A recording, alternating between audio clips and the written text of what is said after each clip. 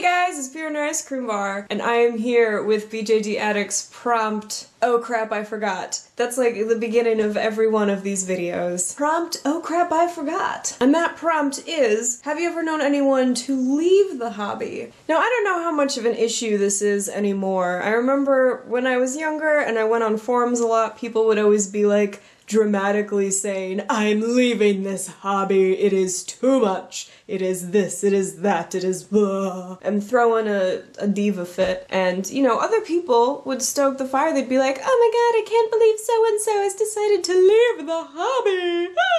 I don't think leaving a hobby should be a big deal, you know? If you decide it's not for you anymore, then it's not for you anymore. It's kind of a personal thing. I never understood why people were like, so dramatic.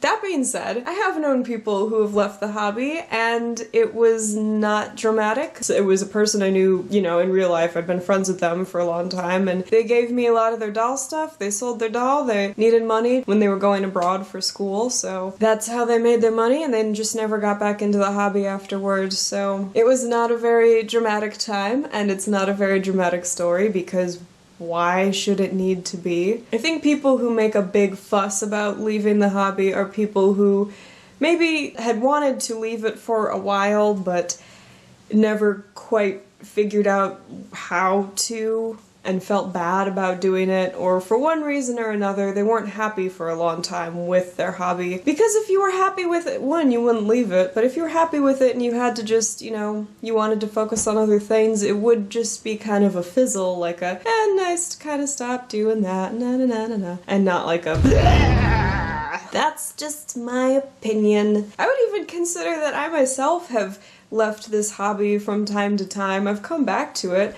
I've never left the hobby to the point where I've sold all my dolls and had to start all over, but there's definitely been months and just times when I haven't really been so committed to the hobby that it feels like I was barely there at all. Like when I was in college and I couldn't really have my dolls with me, it felt like I wasn't in the hobby at all, especially when I stopped going on forums and things like that. So, have I known someone to leave the hobby? Yes! And also, sort of yes, if I count myself every now and then. Do I think it needs to be a big dramatic thing or an announcement that anyone needs to make?